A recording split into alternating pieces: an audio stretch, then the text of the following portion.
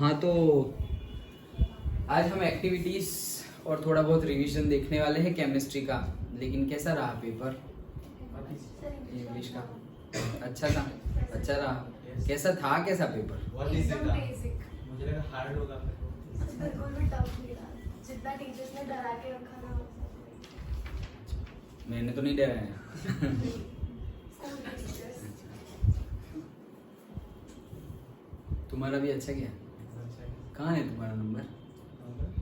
मतलब एग्जाम कौन सी स्कूल? सबका ही है मेरे पास।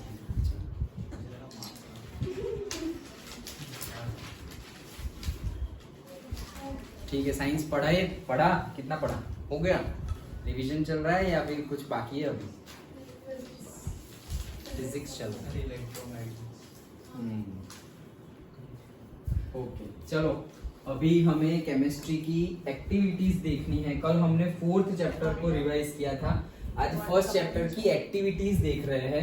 सो एक्टिविटीज में क्या है, सपोज उसमें से भी क्वेश्चंस बनते हैं, इसीलिए हम एक्टिविटी, जैसे मैंने मैसेज में लिखा हुआ ही था। ओके, सो उसमें से भी क्वेश्चंस बनते हैं इसीलिए। ओके, अदरवाइज बहुत इतना कुछ है नहीं, लेकिन बेसिक क्वेश्चन ही बनते हैं, ऐसा भी नहीं कि बहुत कुछ ज्यादा टफ। ओके, एमसीक्यू जैसा ही बनता है।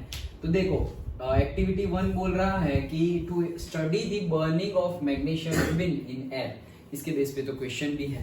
ओके, तो क्या बोल रहे हैं कि मैग्नीशियम रिबिन को हमें एयर में बर्न करना है। सपोज ये हमारी मैग्नीशियम रिबिन है, एयर तो ऑलरेडी है ही, टंग जिससे हम पकड़ते हैं ओके मैग्नीशियम रिबिन को वो है, बर्नर है, वॉच ग्लास है जिसमें हम जो पार्टिकल्स होंगे, बर्न हो गए होंगे जो पार्टिकल्स, वो वहां पे हम इकट्ठा करेंगे।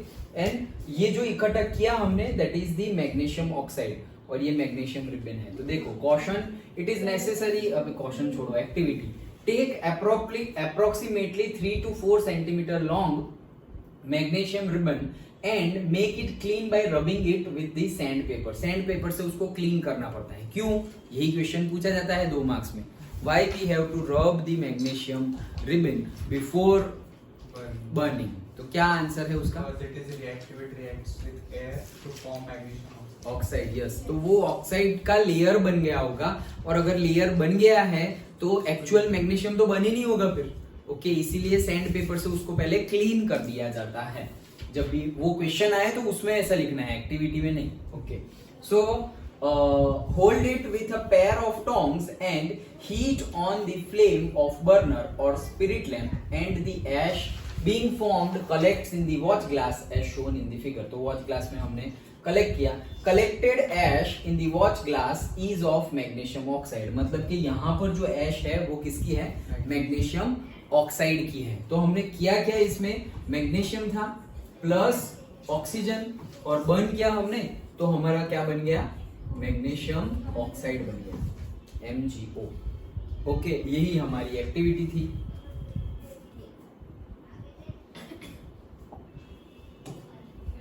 तो देखो इसमें से क्या क्या क्वेश्चन बनेंगे, तो that is given here. Okay, why is magnesium ribbon selected? Magnesium ribbon को ही क्यों सिलेक्ट किया गया?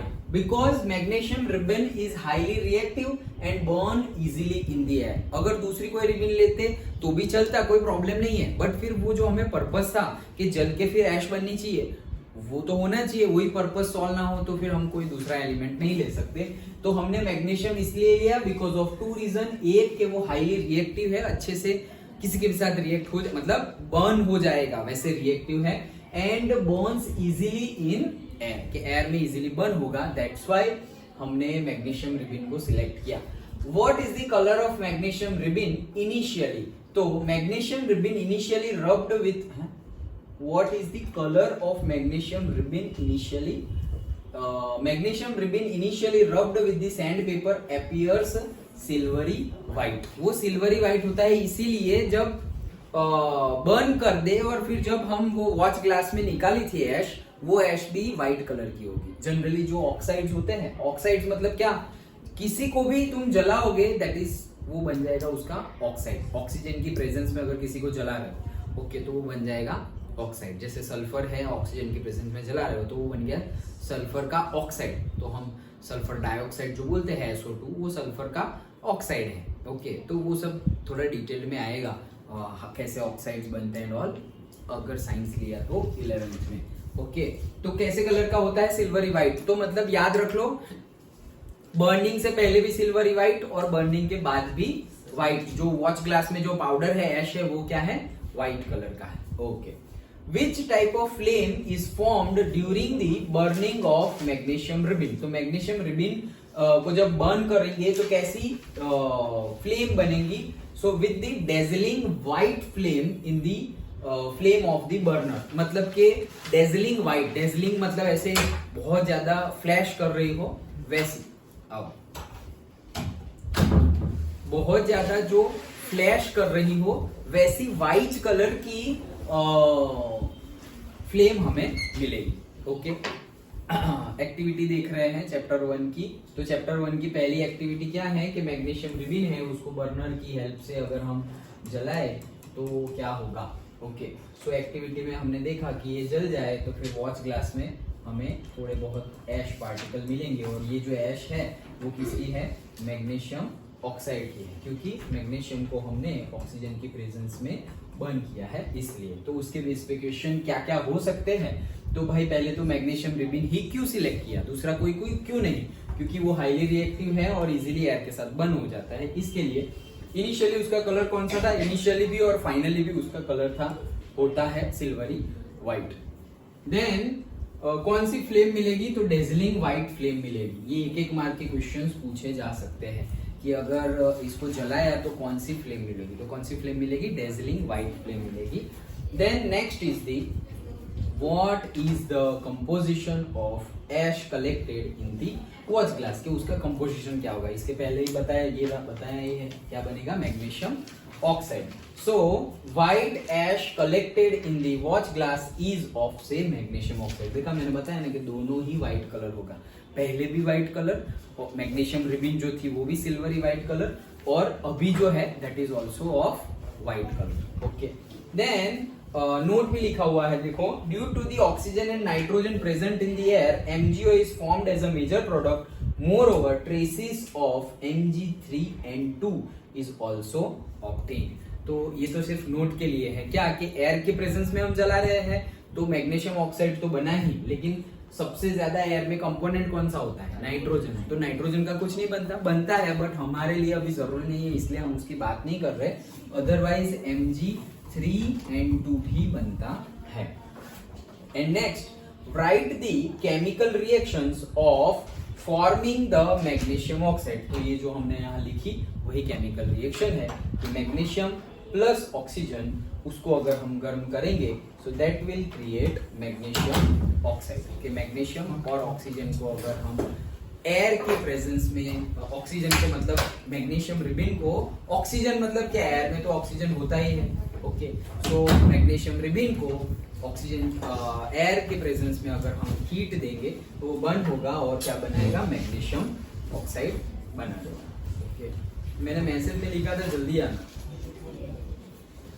फिर दूसरे क्लास के लिए लेट हो जाता है इसलिए। हाँ चलो, सो पहली एक्टिविटी थी ये। दूसरी एक्टिविटी देखते हैं, to study the reaction between the lead nitrate and potassium iodide. कि लेड नाइट्रेट है वो और पोटेशियम आयोडाइड है वो, उसके बीच की जो स्टडी, उसके बीच के जो रिएक्शन होती है उसकी स्टडी करनी है हमें। So take the lead nitrate solution in a test tube.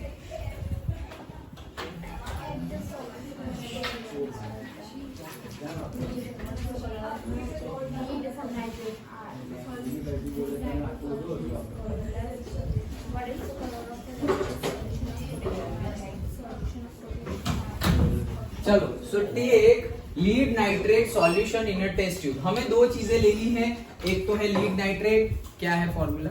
Very good. And potassium iodide, तो Ki2। ओके, चलो, तो Ki2 I2 क्यों भाई? K कितना है? 19। ओके, अरे हेलोजन पूरे के पूरे उनके पास एक ही एक्स्ट्रा होता है और इसके पास एक एक्स्ट्रा है, उनके पास एक कम होता है, तो बन गया ना Ki। जैसे NaCl बनता है वैसे Ki। Okay,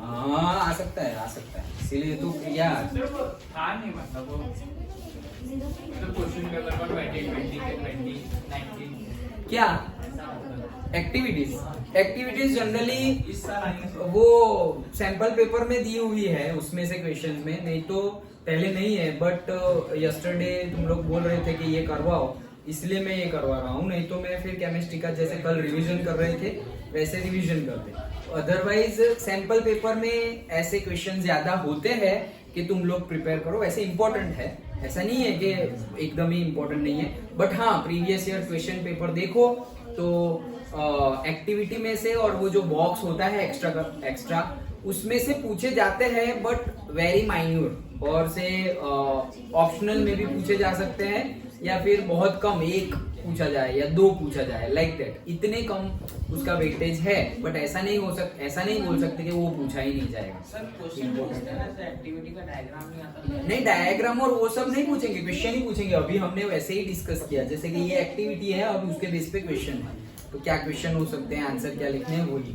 so activity, take the lead nitrate solution in a test tube, add the solution of potassium iodide in it. तो ये एक्टिविटी हमने की, उसको स्टडी करना है। तो क्वेश्चंस क्या बन सकते हैं, what is the colour of lead nitrate solution. तो lead nitrate solution is colourless. तो तुम्हें ये याद रखना है, अभी तो याद ही रखना है, आगे साइंस लिया तो तुम्हें सब कुछ याद रहने लगेगा कि कौन सी रिएक्शन किसके साथ रहती है, तो क्या होता है, कौन सा कलर मिलता है। लेकिन क्लास 10 के बेस पे हमें याद रखना है, ओके, कि लेड नाइट्रेट क्या होता है, कलरलेस होता है। Okay, then what is the colour of an aqueous solution of potassium iodide. तो पोटेशियम आयोडाइड का जो एक्वियस सॉल्यूशन है उसका कलर क्या होता है, तो वो भी क्या है, colourless. Okay, then write the balanced chemical equation for the reaction that takes place between lead nitrate and potassium iodide. तो simply PbNO3 twice and Ki balance ना करो तो भी अभी छोड़ो, PbI2। ओके, देखो Pb को 2 चाहिए, इसीलिए यहाँ पे NO3 ट्वाइस है, Pb को 2 चाहिए। ओके, अदरवाइज जो हमारा सीरीज है, ओके, लिथियम लीना की सबसे बढ़िया ना सर ऊपर एक और आएगा फिर आएगा। तो ये जो सोडियम है तो वो 11 है, तो उसमें एक एक्स्ट्रा आ जाएगा, इसके 19 है, इसमें भी एक एक्स्ट्रा आ जाएगा, तो इसका ये जो बनता है NaCl, वैसे ही इसका बन गया क्या, Ki। ओके, तो उसमें 2 नहीं आता, Ki2 नहीं आता, लेकिन यहाँ पर हमें क्या चाहिए, Pb है, तो Pb के लिए देखो यहाँ पे 2 है। ओके, तो जब इसका पॉजिटिव मतलब PbNO3 ट्वाइस, तो ये नेगेटिव है और ये पॉजिटिव है, तो ये पॉजिटिव अब दूसरे के नेगेटिव के साथ जुड़ेगा। दूसरा कौन था भाई, Ki, पोटेशियम आयोडाइड। तो इसमें पॉजिटिव नेगेटिव कौन है, ये पॉजिटिव है, ये नेगेटिव है। ओके, ये पॉजिटिव है, ये नेगेटिव है, यहाँ पर ये पॉजिटिव है, ये नेगेटिव है, तो अब वो लोग डबल डिस्प्लेसमेंट। ओके, तो यहाँ से ये पॉजिटिव ये नेगेटिव के साथ, और ये पॉजिटिव और ये नेगेटिव, ये पॉजिटिव और ये नेगेटिव, तो उसके हिसाब से हमें इक्वेशन बनाना है। So PbNO3 plus Ki will give PbI2 and twice KNO3। देखो K के साथ अब twice नहीं है, NO3 वाला एक ही है, लेकिन Pb के साथ कितना था, 2 था। तो वो वैलेंसी तुम्हें हमेशा पता होनी चाहिए। ओके, अदरवाइज गड़बड़ हो सकती है। रटोगे तो गड़बड़ नहीं होगी, लेकिन कितना रटोगे, तो थोड़ा बहुत अंडरस्टैंडिंग कर लेंगे तो प्रॉब्लम नहीं होगी। हाँ बोलो। स्टेट लिखना होगा अगर हमें, नहीं चलेगा, स्टेट ना लिखोगे तो चलेगा। ओके, अगर क्वेश्चन में जैसे यहाँ पर ही बता दिया था हमें कि क्या था कि right balance chemical equation for reaction, और यहाँ पर भी हमें बताया था कि हमें एक्वियस सॉल्यूशन बनाना है, तो हमें पता चल गया है कि जो बनेगा वो क्या बनेगा, एक्वियस। यहाँ पर एक्वियस सॉल्यूशन का हमें मिक्सचर करवाना है। ओके, अगर पता चलता है तो लिखो, अगर नहीं पता है तो गप्पे लगाने की जरूरत, मतलब उल्टा तुक्के मारने की जरूरत। एक्वियस मतलब लिक्विड ना, एक्वियस मतलब लिक्विड, यस, लेकिन लिक्विड मतलब नॉट अ प्योर लिक्विड, जिसके अंदर कुछ सॉल्युबल किया हुआ हो वो लिक्विड। ओके, उसको एक्वियस बोलेंगे। Then next, what is the colour of PbI2। ये तो मोस्ट इंपोर्टेंट क्वेश्चन है, उस टाइम पे भी हमारी बुक में भी मैंने तुम्हें बताया था कि PbI2 का कलर कौन सा होता है। So this is the yellow colour. तो सबसे पहले अगर हमने देखा तो PbNO3 कलरलेस, Ki भी कलरलेस, लेकिन PbI2 जो है वो है येलो कलर का। इसी से पता चलता है कि केमिकल रिएक्शन हुई, अदरवाइज पता ही नहीं चलता। अदरवाइज पता कैसे चलता तुम लोगों को कि केमिकल रिएक्शन हुई? तो हमने चैप्टर की स्टार्टिंग में ही देखा केमिकल रिएक्शन हुई है या नहीं हुई है। तो अलग अलग कैरेक्टरिस्टिक्स है कि भाई टेम्परेचर बढ़ गया हो, गर्म लग रहा है, भाई गर्म लग रहा है, धुआं निकल रहा है, evolution of gas, okay correct, state change हो सकता है, ओके, कलर चेंज हो सकता है, यस। तो ये सारे रीजन से हमें पता चलेगा कि हाँ केमिकल रिएक्शन हुआ है। अदरवाइज भाई कुछ पता ही नहीं चलेगा केमिकल रिएक्शन। जैसे कि पानी है और ऑयल है, हमने डाल दिया तेल, पानी में तेल डाल दिया, एकदम खतरनाक मिक्स कर दिया, और आप सोचेंगे हुआ है, फिर थोड़ी देर बाद देखेंगे अरे नहीं, तेल अलग है, ऑयल अलग है और पानी अलग हो गया है। Those two are the immiscible liquids, एक दूसरे के अंदर मिसिबल होंगे नहीं, ओके लाइक दैट। समझ में आ गया पूरी एक्टिविटी? ओके, क्वेश्चन बनेगा तो मोस्ट इंपॉर्टेंट क्वेश्चन, इसका कलर क्या है वही बनेगा, ओके। सर ये तो मैं सकता है कि कौन से टाइप की रिएक्शन है? हाँ पूछ सकते हैं, क्यों नहीं। नेक्स्ट क्वेश्चन है ही शायद इसमें, ओके कौन सी है बताओ, अभी बताएंगे। प्रेसिपिटेशन भी होगा, प्रेसिपिटेशन भी होगा, यस। सॉलिड है यहाँ पे देखो, रेडॉक्स भी हो सकता है, वो तो होगा ही। हाँ। रेडॉक्स, सारी केमिकल रिएक्शन में हम रेडॉक्स रिएक्शन बोल सकते हैं। क्यों? क्योंकि डायरेक्टली ऑक्सीडेशन, और देखो तुम्हारी जो डेफिनेशन है बुक की उसके हिसाब से तो तुम बोलोगे कि सर सारी को कैसे बोल सकते हैं। अगर ऑक्सीजन ऐड हो तो ऑक्सीडेशन बोलेंगे, हाइड्रोजन रिमूवल हो, हाइड्रोजन ऐड हो तो रिडक्शन बोलेंगे, या रिमूवल हो दोनों का।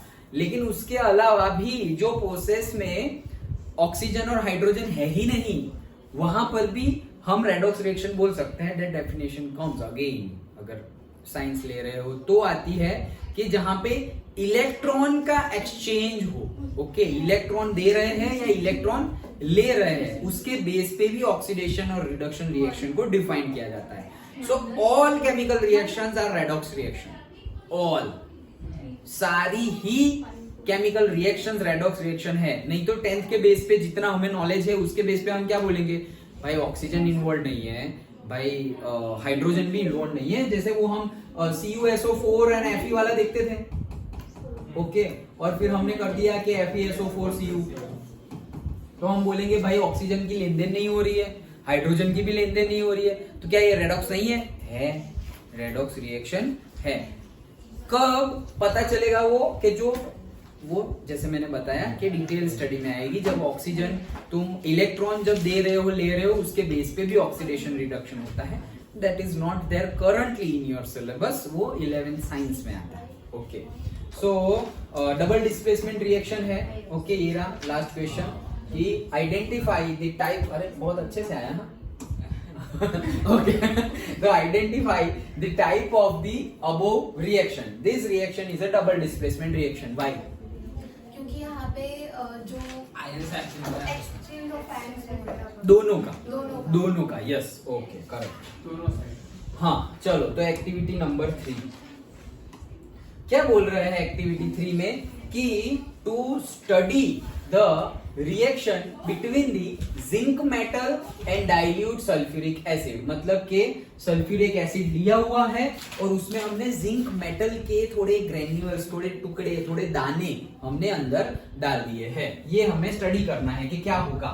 भाई एसिड केयर के साथ वो सब ठीक है, तुम करते तो हो नहीं, अभी 11th में 12th में एक्सपेरिमेंट करने पड़ेंगे, okay. Activity, take a conical flask, add a piece of zinc granules in it, then add dilute hydrochloric acid or dilute sulfuric acid। चलो बताओ इसका फॉर्मूला। HCl और दूसरे का H2SO4, पक्का? Okay.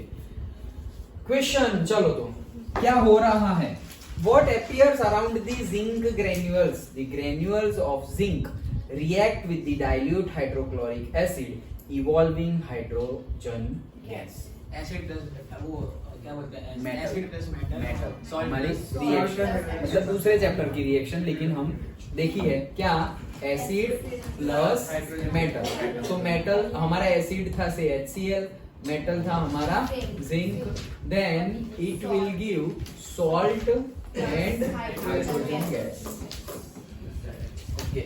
So evolving hydrogen gas. Hence, bubbles of hydrogen gas appears around the granules of zinc. कैसे पता चलेगा कि हाइड्रोजन गैस की है? चलो, वो वेरी गुड, अच्छी पढ़ाई कर रहे हो. What happens to the conical flask? Conical flask को क्या होगा? Conical flask become hot, which can be felt on touching to it. पता कैसे चलेगा? टच करेंगे तो पता चलेगा, फटने वाला तो वो है नहीं. लेकिन हुआ ये प्रोसेस कौन सी है? इसके बेस पे एक छोटा सा क्वेश्चन. गर्म हो रहा है मतलब it is a exothermic process, exothermic reactions. Okay. State the reaction occurring between the pieces of zinc and dilute HCl. Simple. Zn HCl, ZnCl2 and H2. वैसे ही अगर H2SO4 की करवानी हो तो ZnSO4 ZnSO4 correct. plus H. Okay. चलो. Which type of reaction takes place between the pieces of zinc and dilute HCl? Reaction taking place between the zinc granule and dilute HCl is an exothermic reaction. वो तो हमने अभी बताया. Okay. अब हमने क्या किया? Zn and HCl that will give ZnSO4. मतलब जो भी हमने लिया हो ZnCl. हाँ, अदरवाइज मैं H2SO4 का बोला. But salt plus hydrogen gas will release. Okay, चलो नेक्स्ट क्या है? क्या हुआ? चलो तो क्या है? To study the reaction between the calcium oxide and water. तो क्या कर रहे हैं हम? कैल्शियम ऑक्साइड एंड वाटर की रिएक्शन करेंगे. तुम लोगों को आती है रिएक्शन? Slaked form होगा. CaOH तो CaOH ट्वाइस का नाम कैल्शियम हाइड्रोक्साइड.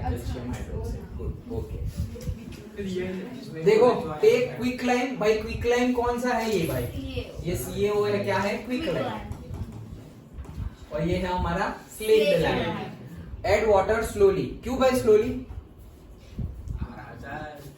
क्यों वाटर स्लोली डालना है? अगर डालेंगे तो रिएक्शन होगा. कौन सा रिएक्शन होगा? क्या बोलते हैं?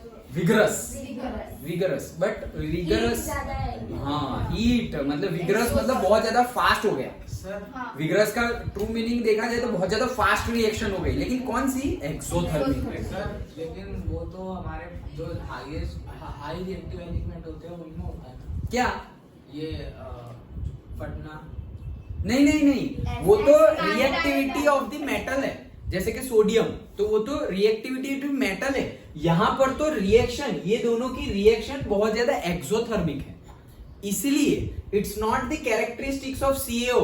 CaO की कैरेक्टरिस्टिक्स नहीं है फटना, और पानी की तो है ही नहीं.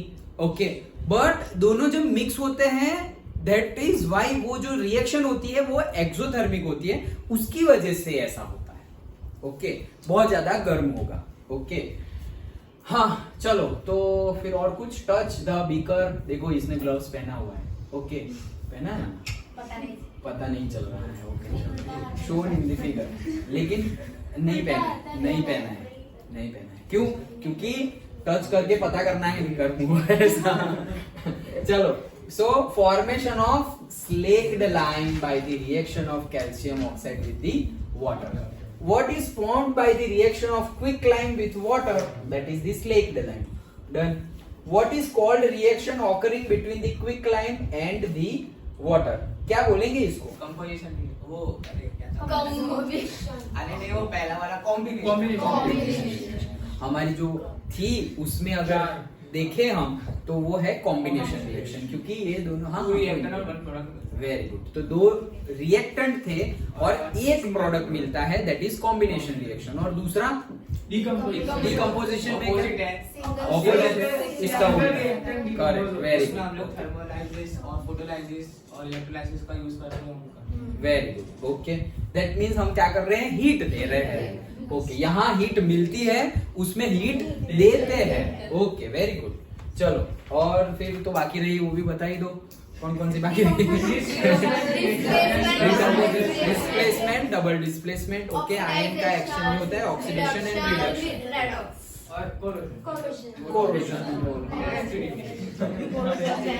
हाँ, तो यहाँ पे लिखा हुआ है reaction occurring between slaked lime and water is called slaking of lime. तो ये लिखना हो तो लिखो, अदरवाइज तुमने जो बोला वो तो सही आंसर है, combination reaction. Slaking of lime is a combination reaction, वो भी हम बोल सकते हैं। Okay, slaking of lime. Okay, चलो। What do you feel by touching the beaker? गर्म। Okay. By touching the beaker, it is observed that the beaker becomes warm since heat is evolved during the reaction. Heat evolved होती है, it is an exothermic। हाँ, नहीं लिखा है ना, but हमने बोला ना कि it is an exothermic reaction है वो। What is slaked lime? हमें पता ही है। Okay, चलो। बताओ। क्या बोला? चलो। नेक्स्ट H क्या हुआ?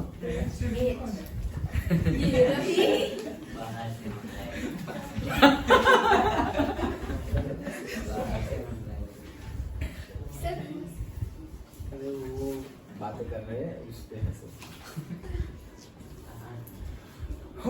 चलो।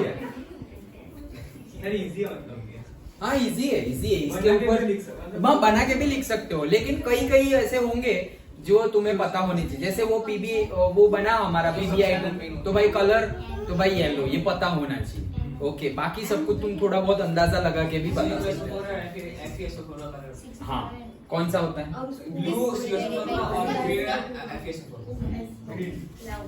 चलो, to study the decomposition of, वही आया है, चलो वही आया है। To study the decomposition of ferrous sulphate. Ferrous sulphate take the approximately 2 gram of ferrous sulfate crystal in a dry boiling tube. Heat the boiling tube over the flame of a burner. Observe the color of the ferrous sulfate crystal carefully during the heating. Observe the color of the crystal after heating it. Okay. तो ये लड़की गर्म कर रही है और wafting gas gently towards the nose. मतलब एकदम ऐसा नहीं, क्या है ऐसे नहीं करना है ना, तो गए। तो ये आगे जाके 11th में काम आएगा सब, जब एक्सपेरिमेंट 11th डिप्लोमा व्हाटएवर, अगर साइंस के टुवर्ड्स में जा रहे हो तो काम आएगा कि ये ध्यान रखने की बात है। सिर्फ स्कूल में नहीं, कहीं पे भी कुछ भी हो, अगर हमें पता ना हो तो हम क्या करते हैं भाई, थोड़ा आराम से। ओके, कि भाई क्या है, स्विच ऑन, जैसे कुछ वायर, ओपन वायर है, लाइव वायर है, वो स्विच बंद है ना भाई, तो ही पकड़ रहा हूँ। थोड़ा इसको डरना नहीं बोलते, और अगर डरना बोलते हैं तो डरना जरूरी है वो टाइम पे। ओके, ये प्रिकॉशंस है। मुझे कुछ नहीं होगा, अरे अपन तो ये ऐसे ही पकड़ लेंगे तो गए, फिर चिपक गए। ओके, सो जेंटली जो भी गैस आए उसको जेंटली हमें इनहेल करना है, वो भी इनहेल नहीं करना है, थोड़ा बहुत। ओके, सो दैट हमें पता चले कि क्या है उसका order. Do not point the mouth of boiling tube at your neighbors or yourself. Neighbors पे भी नहीं ऐसे, क्या है चेक करो ऐसे, और खुद भी नहीं। Okay, then boiling tube, ferrous sulfate, crystals, burner. Okay, चलो। What is the color of crystals of ferrous sulfate? तो ferrous sulfate सबसे पहले होंगे greenish और से faint और light green। light green ही बोल सकते हो तुम। ओके, light green कलर होता है ferrous sulfate का।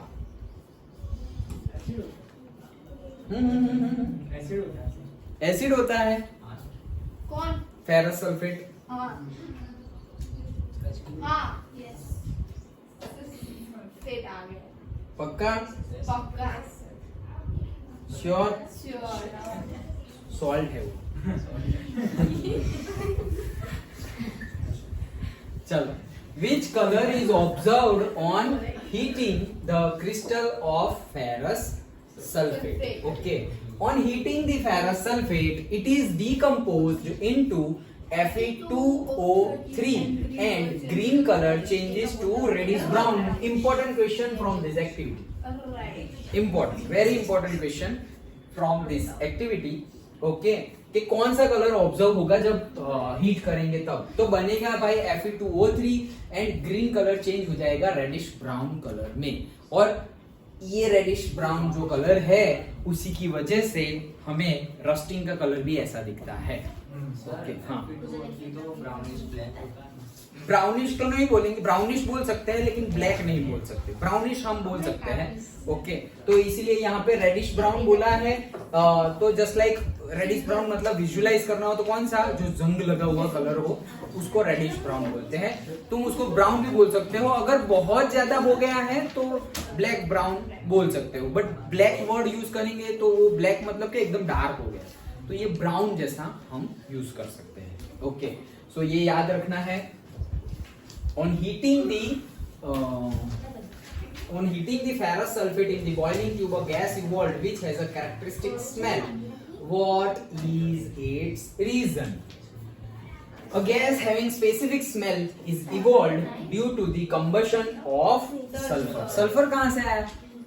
ये FeSO4 में सल्फेट वो निकल जाएगा SO2। Very good. So that sulfur है उसके साथ इवॉल्व होगा। The combustion of sulfur forms SO2 which is sulfur dioxide and SO3 gas sulfur trioxide which possesses strong irritating smell. इसकी बहुत ज्यादा irritating smell होती है SO2 SO3 की। ओके, और इसकी तो बहुत ज्यादा, SO3 की तो बहुत ज्यादा। एंड दैट्स यस, नेचर में अगर नेचर देखे तो दैट इज एसिडिक, नेचर देखे तो एसिडिक नेचर। ओके, सो इसलिए जलन भी होती है बहुत ज्यादा, मतलब हमें बर्निंग इफेक्ट लगेगी। नोज में ले लिया तो सब ऐसे ही लगेगा कि जो इनर हेयर्स है वो सारे वो सब जल गए, बर्न हो गए, ऐसे लगे। नहीं, वो शायद एमोनिया होगा या ये भी हो सकता है। ओके, अच्छा, ओके, तो इंपॉर्टेंट क्वेश्चन ये सेकंड वाला था, सारे ही इंपॉर्टेंट, लेकिन ये पूछा जा सकता है वैसे सेकंड वाला। Next, to study the decomposition reaction. देखो एक के बाद एक रिएक्शन आ रही है सारी। To study the decomposition reaction of lead nitrate PbNO3, take about 2 gram of lead nitrate powder in a boiling tube.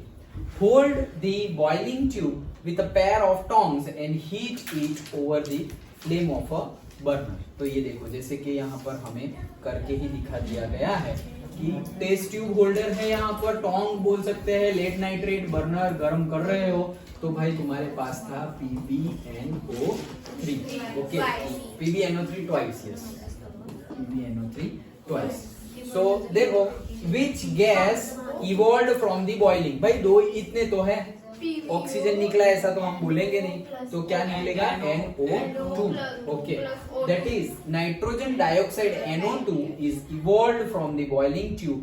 On heating the lead nitrate, it is brown colored gas. याद रखना ये। तो इसके लिए reaction याद होनी चाहिए ना, मतलब किसके लिए? ये जो हमने नहीं, कर एक्टिविटी कर क्या रहे हो। जैसे यहाँ पर हमने को बोला कि भाई लेड नाइट्रेट है उसको जलाओ, तो हम क्या करेंगे, लेड नाइट्रेट है PbNO3 उसको हीट करो, मतलब ऐसा बोला है, जलाओ नहीं बोला है। जलाओ बोलेंगे तो हम ऑक्सीजन के साथ रिएक्शन करेंगे, जैसे कि पहली एक्टिविटी मैग्नीशियम रिबिन को जलाओ।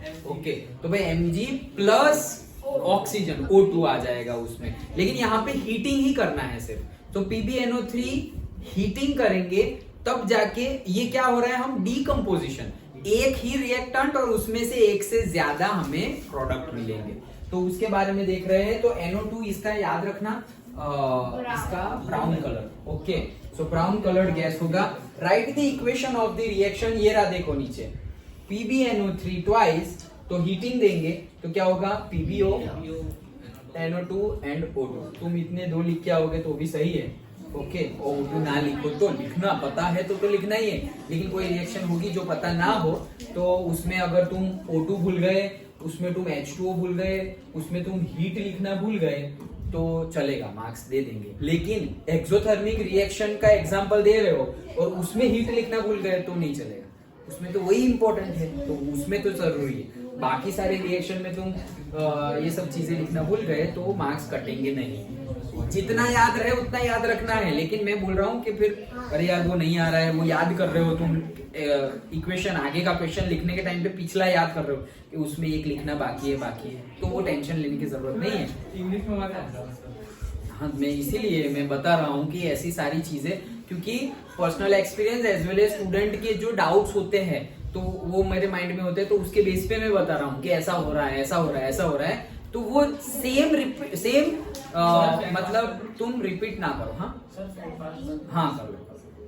ओके रुको रुको, फैन रहने दो, एसी कर दे।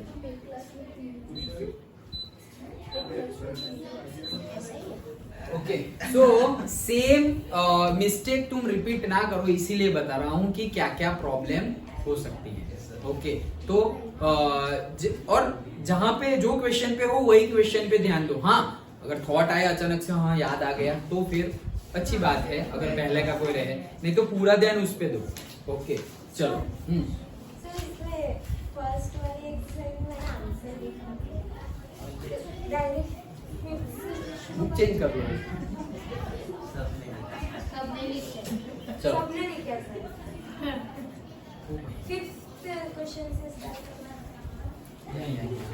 मैंने नहीं लिखे। आपने भी लिखा है। क्या बात है, हाँ, कर लो। तो तुम लोगों ने लिखे हो। भी अर्धा वो वो ये सब किसने किया भाई? बताओ वो पेन से भी लिखा हुआ है, पेंसिल वाला तो मेरा है, सर, बताओ ना। पेन से भी किया हुआ शायद है। मैंने लिख दिया है। मैं पेन तो यूज ही नहीं करता। सब मेरा चलो जो भी लिखा। हो। क्या ही लिखा? सब तो सेम ही था। हाँ, चलो। ऊपर नीचे ऐसा नहीं वो है। जूमी वो ऑल इन वन तुम्हारे पास है साइंस की? तुम्हारे पास नहीं है? आपको तो दी वही मैं पूछ रहा हूँ। आपने मांगी तो आपको सर, तो यही है, मैं सुबह ढूंढ रहा था, मिली नहीं। हाँ भाई। सर एग्जाम में पेपर तो होता है, वो सेट वाइज होता है ना। हाँ हाँ तो सर सब सेम ही होता है, बस क्वेश्चन ऊपर नीचे होता है। नहीं नहीं नहीं, क्वेश्चन भी अलग नहीं नहीं होते हैं, सेम क्वेश्चंस होते हैं, लेकिन सारे ही सेम क्वेश्चन है, सिर्फ सीक्वेंस ऊपर नीचे की है, वो पहले होता था, अब नहीं होता। पूरा चेंज। मेहनत ज्यादा हो गई है, मेहनत ज्यादा, लेकिन भले मेहनत ज्यादा तो ज्यादा, नो जीरो टॉलरेंस। हाँ क्वेश्चन पेपर में जो कोड होगा ना, कोड, तो मेरा एक दोस्त है, इसमें उसका भी सेट नंबर 3 था, मेरा भी सेट नंबर 3 था, लेकिन उसका कोड था 263, मेरा 213, पूरा पेपर चेंज होता है वो तो तुम। सेम ही था, हिंदी क्वेश्चन सेम ही था। हाँ अलग होता है, अलग ही होता है। सर बदू राइटर मैं चेक कर इस पर जो ही लगा मैं भी एक बार। चलो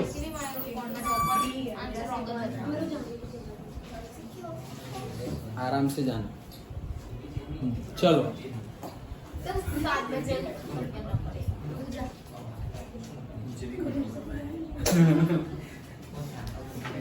जाना। कहाँ गया तू? ये रे। हाँ, चलो हाँ next, to study the electrolysis of water. भाई what is electrolysis? Sodium hydroxide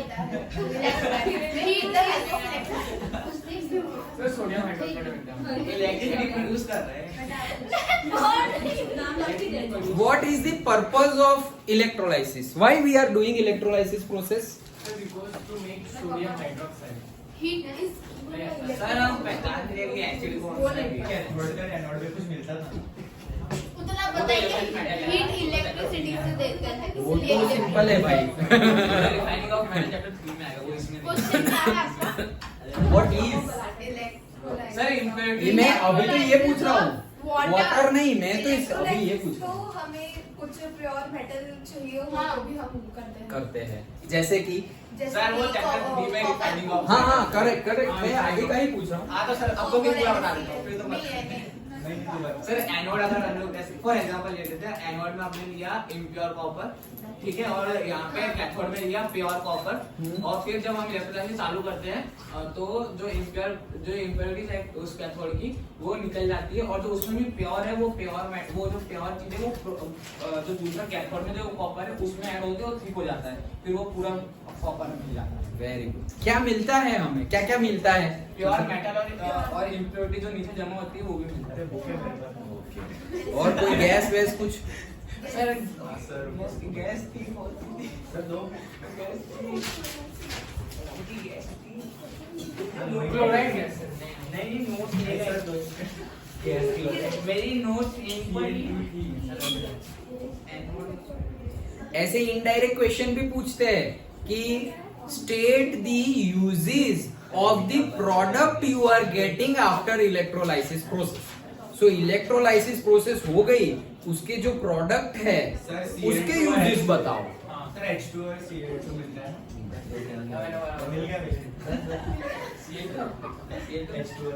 फिर उसके हमने यूजेस देखे थे, याद हो तो सबके। ओके के Cl2 के यूज क्या है, हाँ H2 के क्या है, वो सब रिवाइज करो सब। क्लोरअल्कली ग्रुप। चलो टू स्टडी, चलो keep quiet. To study the electrolysis of water, take a plastic mug, drill 2 holes at the base of the mug, fix 2 rubber corks in it as shown in the figure. Arrange the test tubes in the inverted position such that the carbon electrodes remains in it as shown in the figure. आगे देखते हैं figure. Add water in the mug such that electrodes are immersed. मतलब ये पूरा situation हम create कर रहे हैं practically. Okay. Add a few drops of dilute sulfuric acid to water. Connect electrodes to a 6 volt battery. छोटी सी battery होती है 6 volt की उसमें। Now switch on the current and leave the apparatus undisturbed for some time. देखो कर सकते हैं हम पूरा, शायद सल्फ्यूरिक एसिड ना मिले तो लैब में से थोड़ा, लैब या फिर से मेडिकल में से मिले तो लेके आ सकते हैं। ओके तो देखो ये पूरा फिगर तुम्हें बनाने की जरूरत भी नहीं है, क्वेश्चन ही पूछेंगे कि ये एक्टिविटी है, सपोज ऐसा ऐसा ऐसा ऐसा हमने किया, अब फिर क्वेश्चन पूछेंगे। ओके तुम्हें फिगर बनाने की जरूरत नहीं है। हाँ चलो, तो इलेक्ट्रोलाइसिस ऑफ वाटर क्या क्या, देखो ये मग है हमारा, मग है, नीचे 2 ड्रिल किए थे हमने, फिर ये रॉड रखे हुए हैं, डेटा 2000 और इलेक्ट्रोड्स, 6 वोल्ट की बैटरी को हमने सप्लाई दे दिया है। प्लास्टिक का मग है, प्लास्टिक का, तो तुम पकड़ सकते हो। ओके देन हाइड्रोजन गैस, वो तो बाद की बात है। Then oxygen gas, test tube, graphite के rods and rubber cork and anode and cathode switch.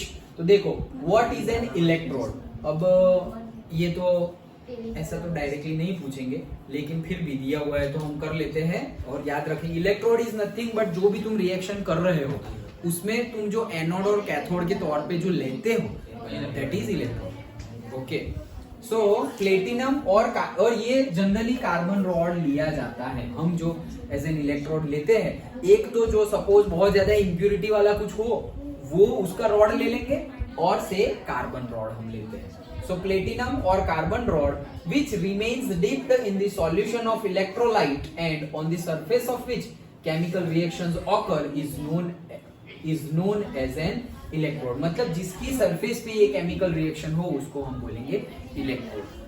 इतना डीप आई थिंक कि नहीं आएगा, बट अगर आए तो we can write. Okay which अगर क्वेश्चन बनेगा तो चैप्टर वेरिएबल से बनेगा। हाँ मतलब कोई भी चैप्टर हो, एक्टिविटी में से अगर क्वेश्चन बनेंगे तो ज्यादातर एक्टिविटी में से क्वेश्चन बनेंगे। वैसी सिचुएशंस है, अगर फिजिक्स केमिस्ट्री और बायो में देखे तो केमिस्ट्री, ओके उसमें से ही एक्टिविटी में से ज्यादा क्वेश्चन बन सकते हैं।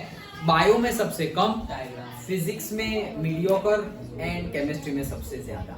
ओके चलो विच गैस इज, और फिजिक्स में मीडियोकर, एक्टिविटी में से न्यूमेरिकल तो भर के पूछेंगे, उसमें से फॉर्मूला आने चाहिए, और सिर्फ फॉर्मूला आने से नहीं होगा, कैलकुलेशन करने पड़ेंगे। एंड नॉट गारंटीड के तुम्हारे एनसीईआरटी के एग्जांपल आने वाले हैं, उसके जैसे आएंगे लेकिन वो आएंगे नो।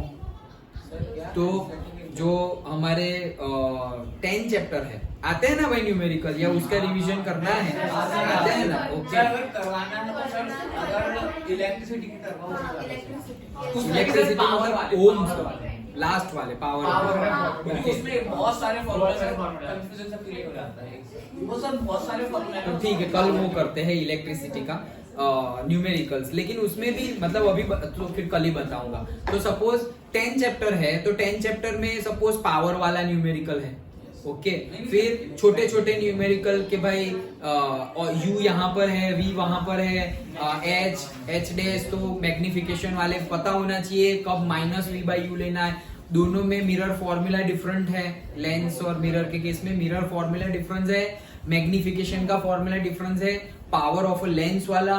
तो ये सारे न्यूमेरिकल पूछे जा सकते हैं। अच्छे से प्रैक्टिस करोगे, देखो सिर्फ एनसीईआरटी प्रैक्टिस करोगे तो भी चलेगा, बट ऐसा प्रैक्टिस करो कि समझ में आ जाए। रट्टा मारने वाला प्रैक्टिस नहीं, पूरा समझ में आ जाना चाहिए कि ऐसा किया तो क्यों किया। ओके, तो सिर्फ एनसीईआरटी किया है तो भी आ जाएगा। ओके, एंड देन 11th में तो ऐसा कुछ नहीं, 12th में पूछा जाइए इलेक्ट्रिसिटी। कल हम वो ऐसा हो तो न्यूमेरिकल तुम्हें सारे ही जितने भी पूछे जा सकते हैं, कितने पूछे जा सकते हैं वो कल बताऊं या अभी? जैसे कि सबसे पहले तो हमें चार्ज के तौर पे भी वर्क फाइंड करना पूछा जा सकता है, कूलम्ब वाला भी पूछा जा सकता है। ओके, देन ओम्स लॉ आएगा, रेजिस्टिविटी आएगा, ओम्स लॉ आएगा, लास्ट वाला है I2RT वाला आएगा, dt what. Okay, joules law वाला आएगा, देन जो पावर वाला आएगा, ओके, कि कितना इलेक्ट्रिसिटी कंज्यूम किया है वो आ सकता है कि भाई सारे ही इंपॉर्टेंट है। यस, सारे ही इंपॉर्टेंट। रेजिस्टिविटी वाला, ओके, कि भाई मटेरियल सेम रखा है लेकिन उसका डाया हाफ कर दिया, लेंथ बढ़ा दी, वो वाला नहीं किया था हमने न्यूमेरिकल। एक्टिविटी। हाँ, तो वो वाले न्यूमेरिकल आ सकते हैं। ओके, चलो, सो आगे देखते हैं। Which gas is evolved at the anode during the electrolysis of water? तो oxygen gas is evolved at the anode during the electrolysis of water. Okay, तो ये जो हमारा एनोड है वहां पे ऑक्सीजन गैस रिलीज होता है, और ये जो हमारा कैथोड है वहां पे कौन सा? H2 शायद। ओके, चलो, so which gas is evolved at the cathode during the electrolysis of water? तो हमारा हाइड्रोजन गैस। आर दी, क्यों ऐसा ही हुआ भाई? क्यों? चलो मुझे बताओ, एक दूसरे जगह पे क्यों नहीं हुआ? एनोड हाइड्रोजन पे क्यों नहीं आया? हाइड्रोजन पॉजिटिव होता है और पॉजिटिव आयंस होते हैं, और कैथोड का जो होता है वो माइनस होता है, वो अट्रैक्ट कर जाता है। Okay, good. Are the volumes of the gases collected during the electrolysis are same? Obviously not. Okay, वो तो डिपेंडेंट है कि क्या है तुम्हारा इलेक्ट्रोलाइट क्या है। यहाँ पे हम वाटर ही इलेक्ट्रोलाइट है, मतलब किसका कर रहे हैं? वाटर का कर रहे हैं। वाटर को ही तोड़ेंगे हम, तो दोनों में से अलग अलग निकलेंगे। Okay, then state the chemical equation of reaction of electrolysis of water. कुछ भी डिफरेंट करो। ओके, H2O है, इलेक्ट्रोलाइसिस किया, H2 और O2 डिफरेंट, बैलेंसिंग ना करो तो भी चलेगा। What happens when oxygen and hydrogen evolved are, इसमें से मुझे लग नहीं रहा है कोई क्वेश्चन आया। What happens when O2 and H2 ऐसा बोलने का मतलब ये है कि ऐसा नहीं कि तुम ध्यान ना दो, आ भी सकता है, कुछ भी हो सकता है, बट इम्पोर्टेंटली मतलब जो इम्पोर्टेंट हम देख रहे हैं वैसा कुछ नहीं मिल रहा है, ऐसे बोल रहा हूँ। What happens when O2 and H2 evolved are brought close to the burning candle? O2 does not burn. O2 burn नहीं करेगा। क्यों भाई? O2 की थोड़ी burning characteristics है। ओके, बर्निंग के लिए, कंबशन के लिए O2 चाहिए, वो खुद नहीं जलता है। ओके, नहीं तो अभी जलता रहता है ऑक्सीजन एटमॉस्फेयर में। Okay, while H2 burns with popping sound। तो भाई बर्नर के पास लाएंगे तो H2 तो बर्न करेगा। ओके, पॉप अप साउंड से, ये तो हमें पता ही है। तो छोटी सी exercise. Okay, to study the photochemical decomposition of silver chloride. Light वाला AgCl2 उसमें हम light use sunlight Ag AgCl ही होता है। AgCl ही होता है, मैं भी सोच रहा था क्या? हाँ, तुम्हारी वजह से लिखा, मैं सोच रहा था कि AgCl2 मैं बोल रहा है तो लिखने दो। Ag प्लस AgCl2 जैसे AgCl, AgBr ऐसा नहीं लिखते। ओके, होता है, AgCl2 भी होता है। यस, AgBr2 भी होता है। Okay, take about 2 gram of silver. क्यों ऐसा क्यों होता है भाई? ऐसे डबल डबल क्यों होते हैं? मैं तो बोला कि एक होना चाहिए जनरली, लेकिन कोई कोई तो ऐसे AgCl और AgCl2 ऐसे दो कैसे दिखा रहा है Ag?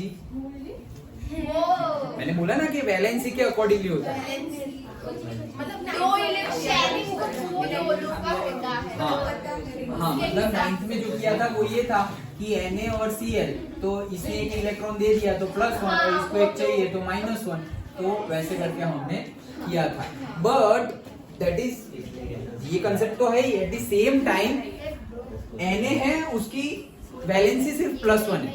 अब Na को तुम बोलो कि भाई +1 क्या है यार, 2 दे देना तू, +2 बन जा, बड़ा हो जाएगा, वो नहीं हो सकता। ओके, मैग्नीशियम हो सकता है +2, लेकिन मैग्नीशियम को तुम बोल दो कि मैग्नीशियम, अरे 2 तो बहुत ज्यादा दे, 1 ही देना था, तो 1 देगा।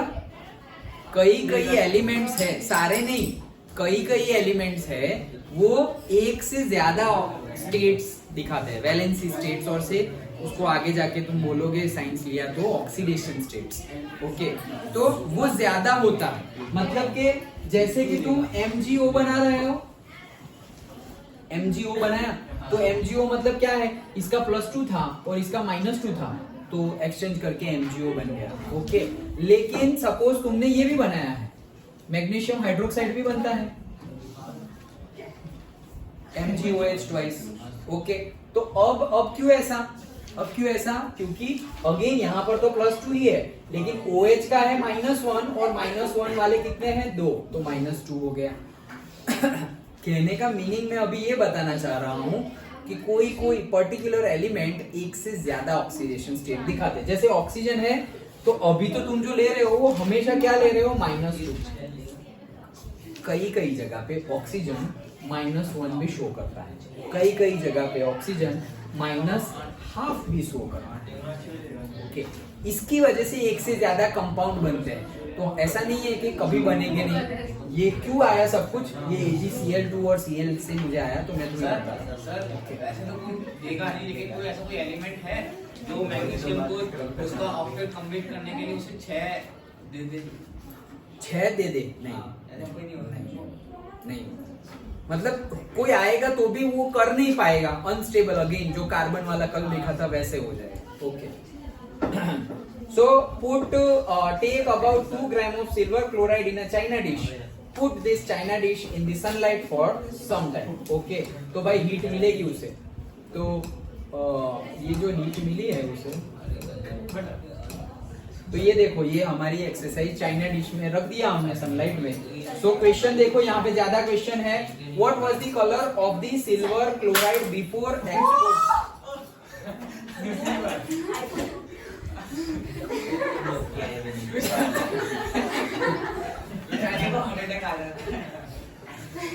रोज गिरा के रोज भाई अंदर हुआ है फोन, इसीलिए बच्चों को मोबाइल नहीं पढ़ा गया क्या, चल कंटेंट आ जाता है घर पे कंटेंट आ जाएगा। चलो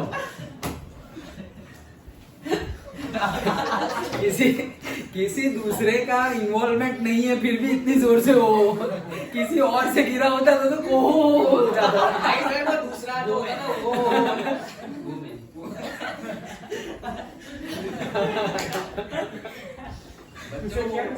बच्चों को मोबाइल नहीं पढ़ाना। चलो, व्हाट वाज द कलर, चलो मस्ती के लिए सब ठीक है। What was the color of silver chloride before the exposure to the sunlight? Okay, so why वो तो white, silver chloride was white in color। नहीं, कलरलेस तो पानी, कलरलेस मतलब पानी, और व्हाइट मतलब पानी के अंदर तुमने ये कैल्शियम ऑक्साइड डाल दिया, चूना डाल दिया, और फिर कैसे व्हाइट दिखता है, वो व्हाइट। ओके, कलरलेस मतलब दिखेगा ही नहीं, पानी ही लगेगा, और सनलाइट में ग्रे। हाँ चलो, what is the change in the colour of silver chloride during the exposure? So silver chloride exposed to sunlight for some time, it's white colour changes to grey. Ag का colour क्या हो जाता है, grey हो जाता है। क्यों हो जाता है? सनलाइट में नहीं, लेकिन क्यों हो जाता है? सनलाइट में ग्रे हो जाता है। हाँ भाई, वही पढ़ा हमने कि सनलाइट में ग्रे हो जाता है।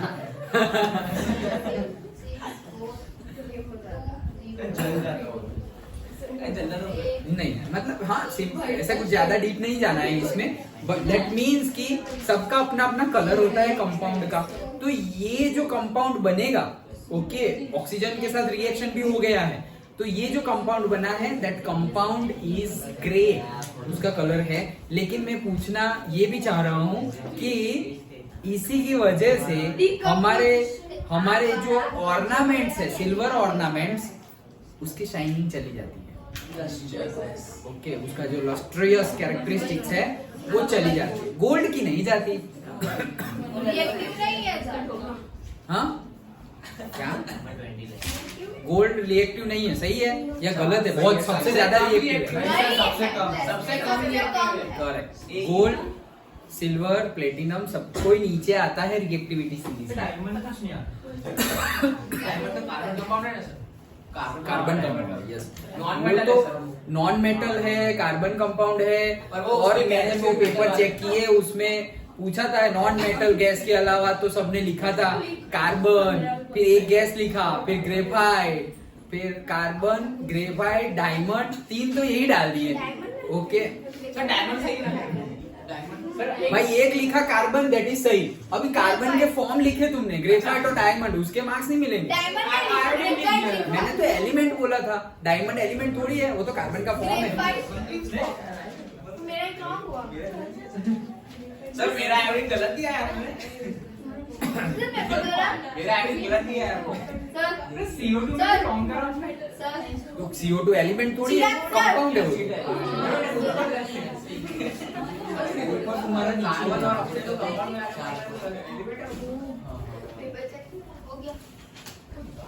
अरे ये जूमी का पेपर क्या गया? कोई ले गया था क्या? जूमी नहीं ले गया भाई खुद। तो मैं ही नीचे ले गया हूँ। 50 है 50। क्या हाफ सेंचुरी? चलो तो चलो रिएक्शन क्या होगी? AgCl सनलाइट तो Ag and Cl2, AgBr तो Ag and Br2। अच्छा वो पूछ रहा था।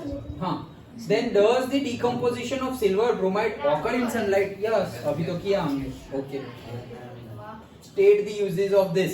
AgCl and AgBr are used in the black and white photography films. Most important. कहाँ यूज होता है? NCERT में भी है, NCERT में भी सेंटेंस लिखा हुआ है। ब्लैक एंड व्हाइट फोटोग्राफी में यूज होता है। Most important. देखो अब ये पूछे तो हम ऐसा नहीं बोल सकते कि नहीं आया, सिलेबस में है। हाँ, फिर ऐसी बात होती है आउट ऑफ सिलेबस। पूछ आउट ऑफ सिलेबस में है, वो कोई एक नहीं बनाता, सब लोग मिलके बनाते। सर प्रोफेसर लोग बनाते हैं। हाँ टीचर, देखो मैंने बोला ना वो गलतियां होती है, ये वो टाइम नहीं है, वो सब इवेल्युएटर के लिए। पेपर बनाने के लिए ऐसे ही किसी को भी ऐसे नहीं गया बना दो ना तुम, ऐसे नहीं होता।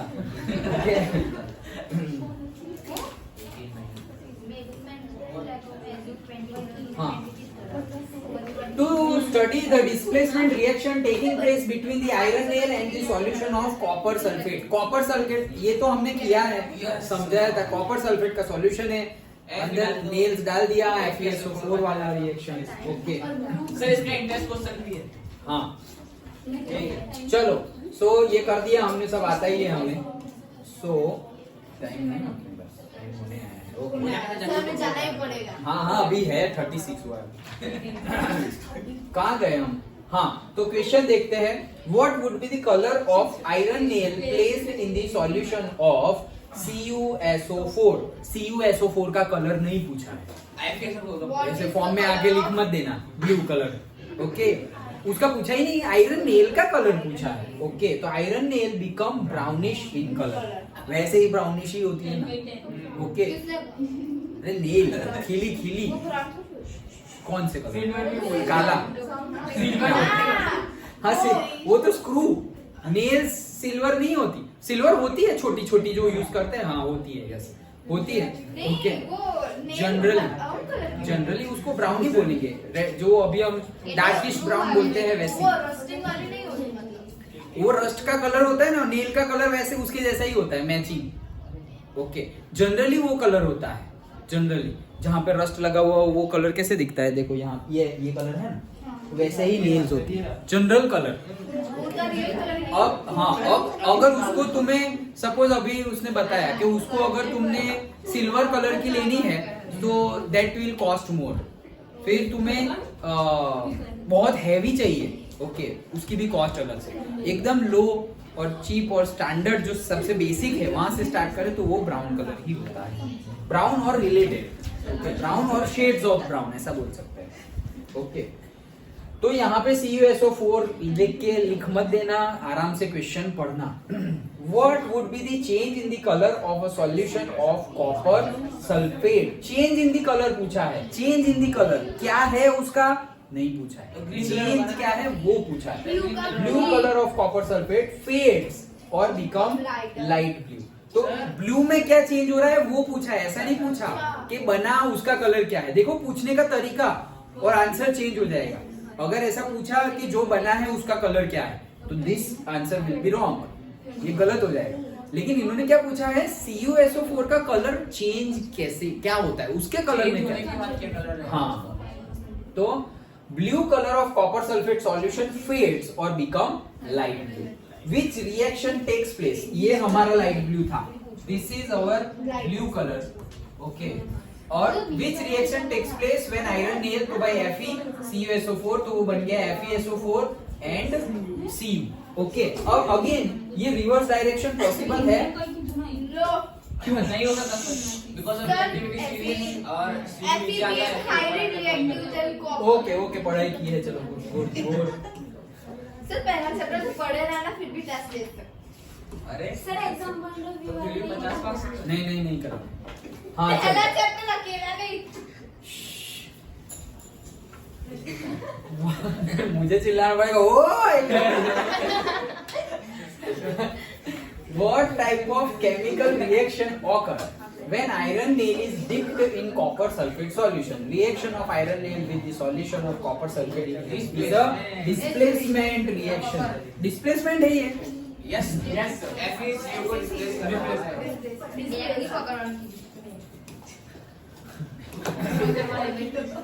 डबल डिस्प्लेसमेंट नहीं है। नहीं ना। नो सर सर दोनों साइड से करा सर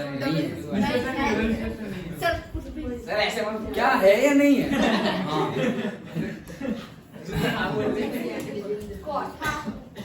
चलो टू स्टडी द डबल, अब आया है double displacement. To study the double displacement reaction barium chloride and sodium sulphate, okay. देखो बैलेंस, देखो एनसीईआरटी का फंडा देखो, इतना अच्छे से डिजाइन कर रहे हैं। सबसे पहले तो तुम्हें जो डबल डिस्प्लेसमेंट उसकी रिएक्शन बताई है वहां पे रिपीट हुआ, एक्टिविटी बताई, अगर तुम ना भी पढ़ो उसको छोड़ दिया लेकिन लिखा हुआ तो पढ़ोगे। देन एक्सरसाइज में इंटेक्स्ट क्वेश्चन में जो क्वेश्चन पूछे उसमें भी ऐसा पूछेंगे बेरियम क्लोराइड प्लस दिस, तो एक ही चीज को कितनी बार रिपीट कर रहे हैं। एक्टिविटी में, इंटेक्स्ट क्वेश्चन में इक्वेशन को बैलेंस करो उसमें पूछ लिया, एक्सरसाइज में एक ही चीज को बार बार पूछ रहे हैं। ऐसा नहीं है कि सिलेबस लंबा हो गया, सिलेबस उतना ही है, पूछने का तरीका बदल गया, एट द सेम टाइम तुम्हारा रिवाइज हो गया। कितनी बार रिवाइज हो गया। अब यहाँ पर ये एक्टिविटी करोगे तो तुम्हारा डबल डिस्प्लेसमेंट भी इसमें आ गया, अच्छे से बैलेंसिंग कर लिया। तो बैलेंसिंग कैसे करते हैं वो भी, बैलेंसिंग तो अभी आ गया ना सबको पक्का। सर इसमें जो इक्वेशन है ना वो इंडेक्स क्वेश्चन में जो तीसरा क्वेश्चन है ना पहले इंडेक्स क्वेश्चन स्टार्ट हुआ है यहाँ पे जो तीसरा क्वेश्चन वहां पे लिखो, फर्स्ट पार्ट है ना वो यही होगा। यस ओके देखो, so barium chloride and sodium sulphate, चलो बताओ equation. Barium chloride, sodium sulphate, NaSO4, हाँ NaSO4। चलो तो वो देखना 1 2 ध्यान में रखना, ओके ये हो गया। What is the colour of sodium sulphate and barium chloride solution, सबसे पहले की बात है, रिएक्शन से पहले की बात है। तो sodium sulphate and barium chloride are colourless solution, okay. तुम्हें सिर्फ थोड़े बहुत है, कॉपर सल्फेट, FeSO4, थोड़े बहुत की कलर याद रखनी है, ओके। बाकी कोई अनजान वाला कुछ भी क्वेश्चन पूछ लिया, व्हाट इज द कलर, लिख देना कलरलेस।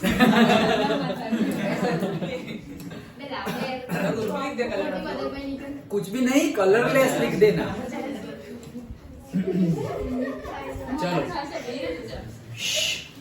विच प्रेसिपिट, आवाज नहीं करो, विच सर जिया मैं स्टॉप कर जिए जा रहे हैं साइड लग रहा है चलो विच ओ भाई बस चलो साथ ये खत्म होने हैं विच precipitate is obtained by mixing the solution of sodium sulfate and barium chloride. Mention its color. Okay. So when solution of sodium sulfate and barium chloride are mixed, the precipitate of barium sulfate is formed, which is white in color. तो barium sulfate का white color है, magnesium oxide का white color है. Silver के related कोई salt आ जाए, compound आ जाए तो उसका ग्रे या फिर थोड़ा डार्क ब्राउनिश और से व्हाइटिश ग्रे ऐसा कुछ लिख सकते हो. ओके. एलिमेंट के ऊपर है कि कौन कहाँ मिक्स हो रहे हैं. ओके. बैलेंस केमिकल इक्वेशन बनाना है. BaCl2 Na2SO4 डबल डिस्प्लेसमेंट है, सिंपली दे दो, बैलेंस करने की जरूरत ही नहीं है. ओके. BaSO4 एंड यहाँ पे 2 है. ओके. डबल डिस्प्लेसमेंट वो तो है ही कि कौन सी रिएक्शन हो रही है तो डबल डिस्प्लेसमेंट. सर प्रेसिपिटेशन भी तो होगा. हाँ हाँ प्रेसिपिटेशन होगा, उसी का तो है ये. हाँ उसी का वाइट कलर है. ओके. हाँ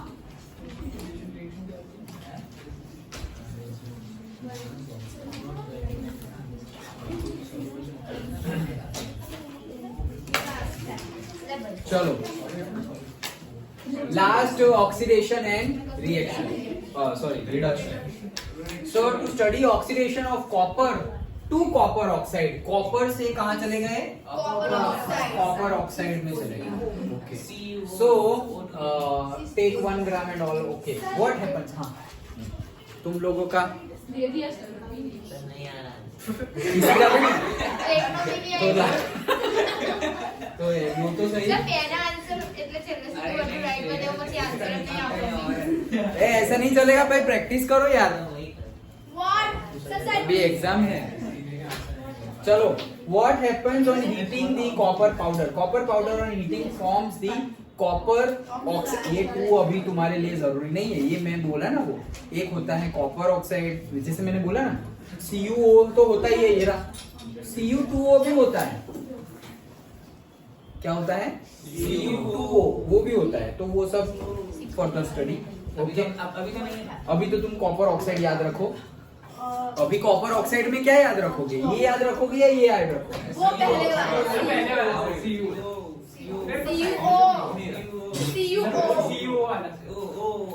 ये वाला याद रखो. Cu2O वाला. क्योंकि जैसे कि मैग्नीशियम ऑक्साइड था तो हमने MgO लिखा. MgO क्यों लिखा? क्योंकि O का -2 था और Mg का +2 था. वैसे ही यहाँ पर O का, ये O का तो -2 ही है, हमने अभी O का -2 लिया है, तो Cu का +2 होगा. ओके. तब जाके मिलेंगे. तो वैसे तो तुम दोनों लिखोगे ना, ये लिखोगे या ये लिखोगे अभी, क्योंकि तुम्हें तो पता ही नहीं है, वो तो फर्दर स्टडी में आएगा. लेकिन मैं बता रहा हूँ कि पूरे चैप्टर में कहीं पर आए, पूरे चैप्टर हाँ पूरे चैप्टर में अगर कहीं पर भी आए तो तुम क्या लिखोगे? CuO. ये पर्टिकुलर रिएक्शन के लिए, ऑक्सीडेशन वाली रिएक्शन के लिए अगर लिखना हो तो तुम ये लिख सकते हो. अदरवाइज तुम्हें तो एक याद है तो तुम वही लिखो, कोई बात नहीं. ओके. पर्टिकुलरली लिखना हो तो मैं बात कर रहा हूँ ये रिएक्शन के लिए. State the colour of copper oxide. Copper oxide is a black in colour. Okay. Copper oxide कौन से कलर का है? Black in colour. अब देखो सारे ऑक्साइड जनरली है ना व्हाइट टुवर्ड्स द व्हाइट जाते हैं. जैसे मैग्नीशियम ऑक्साइड व्हाइटिश दिखता है, कैल्शियम ऑक्साइड व्हाइटिश दिखता है. लेकिन ये क्यों ब्लैक दिख रहा है? क्योंकि मैग्नीशियम और से कैल्शियम उनका वो लोगों का खुद का colour towards the white colour था, उनकी खुद की कैरेक्टरिस्टिक. लेकिन इसका तो व्हाइट कलर के नहीं, ब्लैक साइड का टुवर्ड्स में है, इंक्लिनेशन है, मतलब इसका इंक्लिनेशन टुवर्ड्स ब्लैक है. तो दैट्स व्हाई एंड कलर में हम ले लेते हैं ब्लैक. ओके. व्हाट देखो कितने मतलब थोड़े बहुत कलर हमने चैप्टर 1 में देखे. Okay. Magnesium oxide white, calcium oxide white. Colourless है, उनके तो नाम ही नहीं ले रहे. Lead nitrate yellow. नहीं सॉरी पक्का yellow. Lead nitrate yes sir नहीं नहीं Colorless. लेड नाइट्रेट कलरलेस, तो येलो कौन है? PTI, lead iodide. Lead iodide yellow colour का है। ओके, तो lead iodide yellow colour, then copper oxide black in colour. भाई वो कौन था? वो ब्राउन वाला NO2 ब्राउन, वेरी गुड। और भी कोई ब्राउन था? ये आयरन नहीं होता। वो तो ब्राउन, हाँ वो तो ब्राउन, लेकिन कौन से कलर को Reddish ब्राउन? brown वो वाला ना वो SO2 FeSO4। Okay sir, FeSO4 नहीं है, सॉरी FeSO4 नहीं है, Fe2O3 है, Fe2O3, यस ओके। चलो FeSO4 बताओ। वो green So which product is obtained by, कहाँ गया? वही है ना? ना What type of reaction is represented by the reaction of formation of copper oxide from the copper? Copper में से copper oxide आया तो वो oxidation reaction है, उसी का तो पढ़ रहे हैं। Which type? सर हम इसको ऐसा कॉम्बिनेशन बोल सकते हैं। हाँ क्यों नहीं बोल सकते? Cu plus O2 gives CO। हाँ बोल सकते हैं, combination reaction भी बोल सकते हैं। Which product is obtained by passing hydrogen gas over hot copper oxide? तो CuO तो मिल गया है तुम्हें, अब तुम क्या कर रहे हो? हाइड्रोजन गैस पास कर रहे हो, तो क्या मिलेगा? रिडक्शन, मतलब कि Cu एंड H2O। ओके, तो रिडक्शन होगा क्योंकि तुमने H2 को ऐड किया है, तो तुम्हें मिलेगा हाँ रेडॉक्स रिएक्शन बोल देंगे इसको, तुम रिडक्शन रिएक्शन बोलो और रेडॉक्स रिएक्शन, क्योंकि रेडॉक्स किसका मतलब किसका ऑक्सीडेशन हो रहा है यहाँ पे बताओ। और सर Cu का रिडक्शन हो रहा है और वेरी गुड। और जो मैं बोल रहा था कि तुमने सब जगह CuO ही याद रखा हुआ था, तो CuO ही लो, क्योंकि उन्होंने भी CuO ही लिया है। और ये सेकंड का मीनिंग क्या है जो मैं तुम्हें यहाँ बता रहा था, वो कि यहाँ पर तुम CuO लिखोगे और Cu2O लिखोगे, तो यहाँ पर जो Cu है उसकी वैलेंसी हो जाएगी +2 और ऑक्सीजन है उसकी वैलेंसी हो जाएगी -2। लेकिन यहाँ पर Cu की वैलेंसी अगर तुमने +2 ले ली, ओके, तो ऑक्सीजन की -2 है नहीं, दोनों की सेम नहीं है, नहीं तो ये फिक्स ही नहीं होता ना, ये दो और ये ऐसे ही होना चाहिए ना, ये +2 और -2 हो तो एक ही आना जाना चाहिए, लेकिन ये +2 है तो मतलब ये +1 होगा, ये कितना होगा? +1, Cu+1। तो ऑक्सीजन यहाँ पर है तो ऑक्सीजन की कितनी है? -2। तो ऑक्सीजन तो एक ही है, लेकिन इसका एक है तो ये एक -2, 1 × -2 कितना हो जाएगा? -2। और इसका +1, लेकिन ये तो 2 है तो +1 × 2 वो कितना हो गया? +2 हो गया न्यूट्रल। ओके, तो दैट्स वाई यहाँ पर ये पॉसिबल नहीं होगा, ये Cu+1 है, लेकिन हमें बता ही दिया गया है कि कौन सा फॉर्म कर रहा है? Cu2 वाला। 2 मतलब उसकी वैलेंसी 2, मतलब +1 +2 वैसे +2। तो बहुत ज्यादा डिटेल्ड में तुम्हें जैसे बताया कि वो फर्दर स्टडी में आएगा, तो तुम हर जगह तुम CuO का ही यूज कर सकते हो। और CuO में जो Cu है वो कौन सा है? +2 या +1? +2, क्योंकि O के लिए -2 तो इसके लिए +2। ओके चलो, हाँ सो ये लिखा हमने, name the reaction forming copper from copper oxide. तो हमने अभी बात की कि रिडक्शन रिएक्शन, और टोटल पूरी लिखनी हो कि ये एक लिख दिया और उसके बाद इसमें से हाइड्रोजन गैस पास किया, तो दोनों को अगर बोलना हो तो रेडॉक्स। सपोज इसको बोलना हो तो मैं इसको रेडॉक्स नहीं बोलूंगा, इसको पर्टिकुलरली ऑक्सीडेशन बोलूंगा और इसको पर्टिकुलरली रिडक्शन बोलूंगा, दोनों एक साथ रख दी तो we can say that it is a redox reaction. तो यही थी हमारी last exercise. Okay, so tomorrow we will discuss the chapter 12। Okay, तो तुम लोगों को क्या करके आना है वो बता रहा हूँ। तुम लोगों को फिजिक्स के ये जो फॉर्मूलाज है एटलीस्ट, मतलब कि वर्क डन का फॉर्मूला क्या है, कूलम्ब का चार्ज मतलब सारे इलेक्ट्रॉन का चार्ज कितना है, एक 1 एम्पियर कितना होता है, पावर का फॉर्मूला क्या है, Ohm's law, what is Ohm's law, resistivity आएगी तो कैसे काम करेंगे, सीरीज पैरेलल में कॉम्बिनेशन सर्किट कैसे बनानी है, ये सब लर्न तो कर लिया होगा तुम लोगों ने, ना किया हो तो रिवाइज करके आना। ओके, और ज्यादा से ज्यादा टाइम पढ़ाई कितना हो गया है, रिवाइज चल रहा है या अभी नया पढ़ रहे हो? नया क्या पढ़ेंगे? नया तो क्या पढ़ेंगे?